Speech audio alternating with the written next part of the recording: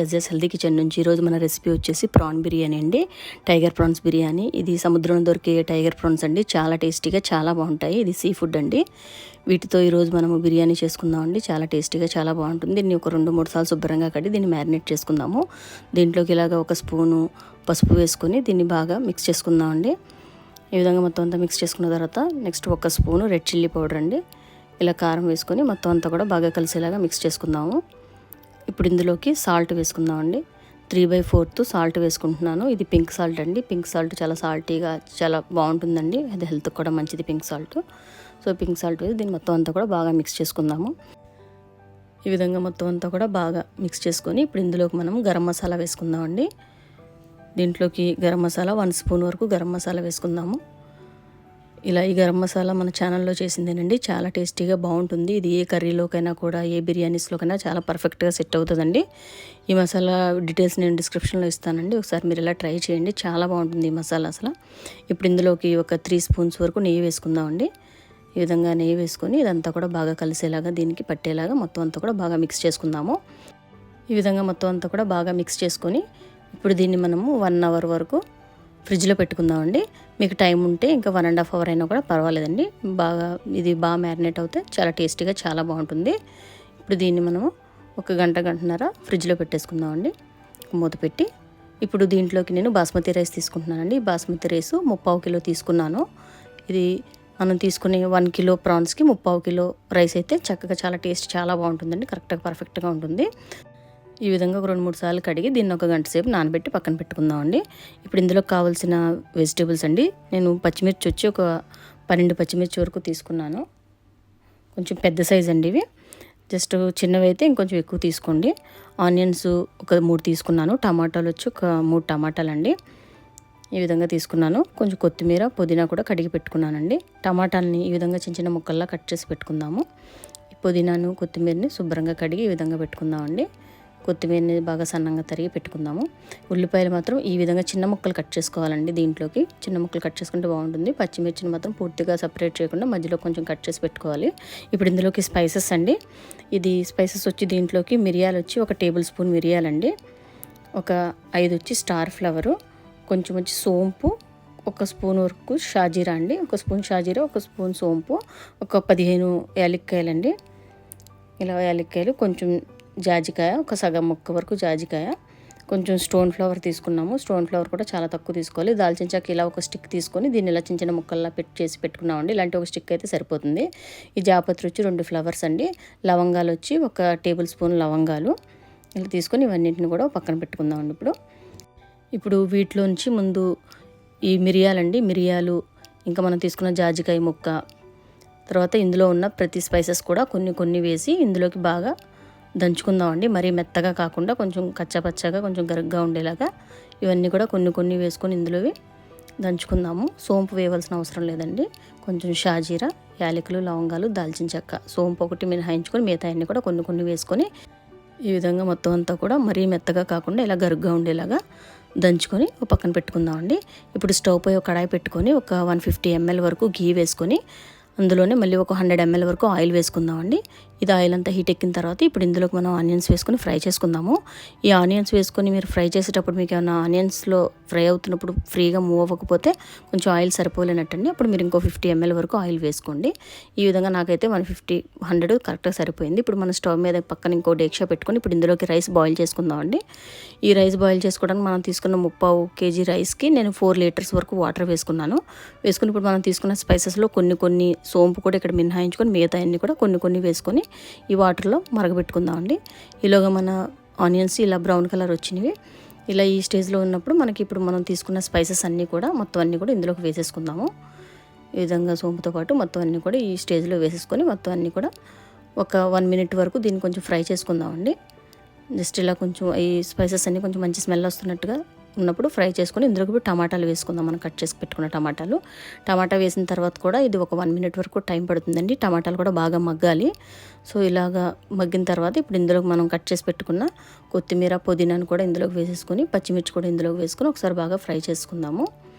మొత్తం అంతా కూడా ఇలా అన్ని దగ్గరగా అయ్యేలాగా ఫ్రై చేసుకుందామండి. ఇది అంతా కూడా ఫ్రై చేయడానికి కూడా ఒక 2 to 3 minutes పడుతుంది. ఈ విధంగా మొత్తం అంతా కూడా దగ్గరగా అయ్యేలాగా ఫ్రై చేసుకుందామండి. ఈ విధంగా ఫ్రై అవుతూ ఉండగా ఇప్పుడు పక్కన మనము వాటర్ పెట్టుకున్నది ఈ విధంగా బాయిల్ అవుతూ ఉంటుందండి. ఇప్పుడు దీంట్లోకి మనము సాల్ట్ వేసుకుందాము. అంటే కల్లుప్పు ఒక 3 స్పూన్స్ వరకు కల్లుప్పు వేసుకుంటున్నానండి. కానీ ఒకసారి మీరు టేస్ట్ చూసుకొని కొంచెం సాల్టీగా ఉండేలాగా మీకు సరిపోతే వేసుకోండి. ఇప్పుడు ఇవన్నీ కూడా దగ్గరగా ఫ్రై అయిపోయిన తర్వాత ఇందులోకి మనం ఫుల్గా 1 స్పూన్తో అల్లం వెల్లుల్లి పేస్ట్ అండి ఇది వేసి మొత్తం పచ్చివాసన పోయేలాగా బాగా మిక్స్ చేసుకోవాలి. ఇప్పుడు ఇదంతా కూడా బాగా కలుపుకొని దీంట్లోకి ఇందాక మనం దంచి పెట్టుకున్న స్పైసెస్ కూడా మొత్తం అన్నీ వేసేసి ఇలా కూడా 2 మినిట్స్ వరకు దీన్ని కూడా బాగా మిక్స్ చేసుకోవాలండి. ఈ విధంగా బాగా మిక్స్ చేసిన తర్వాత ఇప్పుడు ఇందులో మనం మ్యారినేట్ చేసి పెట్టుకున్న ప్రాన్స్ అన్నీ కూడా ఇందులోకి వేసేసి వీటిని కూడా బాగా దగ్గరగా అయ్యేలాగా ఫ్రై చేసుకోవాలండి. ఇప్పుడు ఈ స్టేజ్లో కొంచెం దగ్గరుండి సిమ్లో పెట్టుకుంటూ మళ్ళీ హైలో పెట్టి దీన్ని ఈ విధంగా మొత్తం అన్నీ కూడా కొంచెం దగ్గరగా అయ్యేలాగా ఈ ప్రాన్స్ అన్నీ కూడా కొంచెం ఫ్రై చేసుకోవాలండి. దీనికి కూడా ఒక 3 to 4 మినిట్స్ పడుతుంది. ఈ విధంగా దగ్గరగా అయ్యేలాగా మొత్తం అంతా కూడా ఇలా దగ్గరగా చేసుకోవాలండి. ఈ ప్రాన్స్ అన్నీ కూడా ఇలా మొత్తం కలర్ చేంజ్ అయ్యి కొంచెం కరెక్ట్గా దగ్గరగా ఒక ఫ్రైలా అవుతూ మంచి స్మెల్ వస్తూ ఉంటాయి. దానికి మనం పెట్టిన మసాలాలన్నీ కూడా ఈ స్టేజ్లోనే పచ్చివాసన అంతా పోయేలాగా సిమ్లో పెట్టుకొని హైలో పెట్టుకుంటూ స్లోగా దీన్ని మనం ఫ్రై చేసుకోవాలండి ఈ ప్రాన్స్ని. ఈ విధంగా మొత్తం అంతా కూడా దగ్గరగా ఫ్రై అయిన తర్వాత ఇప్పుడు ఇలా అవుతూ ఉంటుంది. ఈలోగా మనం పక్కన రైస్ కూడా వేసుకోవచ్చండి. వాటర్ అంతా కూడా బాయిల్ అయిపోయింది. ఇప్పుడు ఇందులోకి మనం రైస్ వేసుకుందాము. ఈ స్టేజెస్ కరెక్ట్గా చూసుకుంటూ మీరు ఆ ఫ్రై అంతవరకు అవుతున్నప్పుడు ఇలా వేసుకుంటే ఇలా ప్లాన్ చేసుకుంటే బిర్యానీ కూడా చాలా పర్ఫెక్ట్గా రైస్ మనకి టైంకి మనకు కావాల్సిన స్టేజ్కి పర్ఫెక్ట్గా కుక్ అయిపోతుందండి. ఈ విధంగా మొత్తం అంతా కూడా రైస్ ఇందులో వేసుకొని ఒకసారి ఇలా బాగా మిక్స్ చేసుకుందాము. మీరు సాల్ట్ చూసుకొని ఈ స్టేజ్లో కొంచెం సాల్ట్ మీకు సరిపోతే వేసుకోండి. ఇలా ఈ వాటర్ ఈ సాల్టీగా ఉండాలండి కొంచెం ఈ స్టేజ్లో మనం దీన్ని ఇలా మిక్స్ చేసినప్పుడు. ఇప్పుడు ఇందులోకి ఒక హాఫ్ వరకు లెమన్ వేసుకుందామండి. ఒక హాఫ్ పీస్ లెమన్ సరిపోతుంది కరెక్ట్గాను. 1 అవసరం లేదు. ఇది పెద్ద నిమ్మకాయ కాబట్టి చిన్నదైతే కనుక మీరు ఫుల్గా 2 పీసెస్ కూడా వేసేసుకోండి. ఇది కొంచెం పెద్ద నిమ్మకాయ కాబట్టి నేను హాఫ్ పీసే వేస్తున్నాను. వేసి ఇప్పుడు దీంట్లోకి ఒక 1/2 లీటర్ వరకు పెరుగు వేసుకొని ఈ స్టేజ్లో నిమ్మకాయ వేసిన తర్వాత పెరుగు కూడా వేసి దీన్ని బాగా సిమ్లో పెట్టుకుని కొంచెం ఇలా స్లోగా ఒకసారి మిక్స్ చేసుకుందాము. ఇలా మొత్తం అంతా కూడా బాగా దీన్ని కలిసేలాగా మిక్స్ చేసుకొని ఇప్పుడు ఇందులోకి మనము సాల్ట్ వేసుకుందామండి. నేను 1 స్పూన్ సాల్ట్ వేసుకుంటున్నాను. కరెక్ట్గా సరిపోతుంది. మనం ఆల్రెడీ రైస్లో కూడా ఉంది కాబట్టి ఇందులో కొంచెం ఇంకా 1 స్పూన్ వేస్తే కరెక్ట్గా సరిపోతుందండి. ఇప్పుడు ఇందులో కొంచెం కొత్తిమీర వేసుకొని ఇప్పుడు ఇందాక మనం పక్కన పెట్టుకున్న రైస్ కూడా ఈ స్టేజ్ మనకు వచ్చేసిందండి. ఇది కరెక్ట్గా కుక్ అయిపోయింది రైసు. ఇది 80% వరకు కుక్ అయిందండి రైస్ ఇది. ఈ విధంగా చూసుకుంటే రైస్ ఇలా ఉండాలి. మనం చేతితో పట్టుకుంటే కనుక అది కొంచెం కట్ అవ్వకుండా సాగుతున్నట్టు ఉండాలండి రైస్. అప్పుడు అది కుక్ అయిపోయినట్టు మనకు చూస్తేనే తెలిసిపోతుందండి అది రైస్ కుక్ అయినట్టు. ఇప్పుడు ఇలా కొంచెం ఇలా కుక్ అయిన వెంటనే దీన్ని తీసుకొని ఇప్పుడు మనం పక్కన పెట్టుకున్న ఈ ప్రాన్స్లోకి మొత్తం అంతా రైస్ అంతా కూడా ట్రాన్స్ఫర్ చేసుకుందాం ఇలా వాటర్ లేకుండా. ఈ విధంగా మొత్తం అంతా కూడా ఇందులోకి వేసుకుందామండి. ఇలా మనం పర్ఫెక్ట్గా పక్కన ఈ కుక్ అవుతున్న స్టేజెస్ అన్నీ కూడా కరెక్ట్గా చూసుకుంటే రైస్ కూడా మనకి ఆటోమేటిక్గా తెలిసిపోతుందండి. ఎలా ఎంతవరకు స్టేజ్లో ఎంతవరకు ఉంది రైస్ ఎలా కుక్ అయింది అనేది కూడా.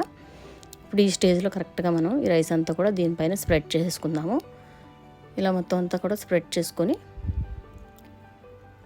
ఇప్పుడు ఇందులోకి మనము మొత్తం రైస్ అంతా కూడా వేసేసుకోనండి. ఇప్పుడు దీన్ని ఇలా ఒకసారి ఒక చిన్న స్పూన్ తీసుకొని ఇదంతా కూడా ఇలాగ ఒకసారి స్ప్రెడ్ చేసుకుందాము. ఇప్పుడు ఇందులో కొంచెం పుదీనా వేసుకుందామండి. కొంచెం పుదీనా వేసుకొని కొంచెం కొత్తిమీర పుదీనా వేసుకొని దీంట్లోకి కొంచెం నెయ్యి వేసుకుందామండి. ఇప్పుడు ఒక 3 టేబుల్ స్పూన్స్ వరకు నెయ్యి వేసుకుందాము. ఇలా నెయ్యి వేసుకొని దీన్ని ఇప్పుడు మూత పెట్టి మనం కొంచెంసేపు దీన్ని కుక్ చేయాల్సి ఉంటుందండి. ఇప్పుడు ఇలా మూత పెట్టేసి దీన్ని ఒక 10 నిమిషాలు దీన్ని ఈ విధంగా కుక్ చేసుకుందాము. ఇలా ఒక స్టవ్ మీద ఒక ప్యాన్ పెట్టుకొని ఈ ప్యాన్ మీద డేక్షా పెట్టుకొని ఒక 10 నిమిషాలు మనం సిమ్లో పెట్టుకొని కుక్ చేసుకుందామండి. ఒక 10 నిమిషాలు సరిపోతుంది. 10 నిమిషాల తర్వాత ఒకసారి మూత తీసి ఈ మొత్తం బిర్యానీలోంచి ఆ ప్రాన్స్ అన్నీ కూడా మొత్తం అన్ని పార్ట్స్ వైజ్ కొంచెం కొంచెంగా అన్నీ కలిసేలాగా ఒకసారి మిక్స్ చేసుకోవాలి. ఈ విధంగా మొత్తం అంతా కూడా స్లోగా ఒకసారి మొత్తం అంతా కూడా ఒకసారి అలా మిక్స్ చేసుకొని మళ్ళీ ఇప్పుడు మూత పెట్టేసి దీన్ని ఒక 20 మినిట్స్ వరకు అలా వదిలేద్దామండి. ఇది ఇలా మొత్తం అన్నీ కూడా ఒకసారి హాఫ్ రైస్లో అది కలిసేలాగా మిక్స్ చేసుకొని ఇప్పుడు దీన్ని మళ్ళీ మూత పెట్టేసి ఒక 20 మినిట్స్ దీన్ని ఇలా వదిలేద్దాము. ఇలా పెట్టుకొని ఇప్పుడు ఇలా మూత పెట్టి దానిపైన ఒక డేక్షా కూడా పెట్టి మనం పెట్టుకున్నామండి. 20 మినిట్స్ అయిపోయింది. ఈ 20 మినిట్స్ తర్వాత ఇంక మనం బిర్యానీ రెడీ అయిపోయిందండి.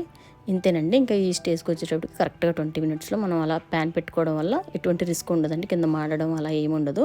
చక్కగా పర్ఫెక్ట్గా రైస్ కూడా చాలా బాగా కుక్ అయిపోతుంది. ఇంతేనండి, మన ప్రాన్ బిర్యానీ రెడీ అయిపోయింది. ఈ స్టైల్లో చాలా టేస్టీగా చాలా బాగుంటుందండి. మీరు తప్పకుండా ఒకసారి ట్రై చేయండి. ఈ వీడియో కానీ మీకు నచ్చినట్లయితే లైక్ చేయండి. మీ ఫ్రెండ్స్కి, ఫ్యామిలీ మెంబర్స్కి షేర్ చేయండి. నెక్స్ట్ వీడియోలో మళ్ళీ కలుసుకుందామండి. ఇలాంటి వీడియోస్ మంచి చేస్తూ ఉంటాను నేను. ఇందులో మనం కర్రీ కూడా చేసుకున్నామండి, ప్రాన్ కర్రీ. ఇలా టైప్లో చేసుకుంటే చాలా టేస్టీగా బాగుంటుంది. ఇందులోకి మనము టమాటాలు ఎక్కువ వేసుకొని చేసుకున్న కర్రీ అండి, చాలా బాగుంటుంది. ఇంతేనండి. Thanks for watching.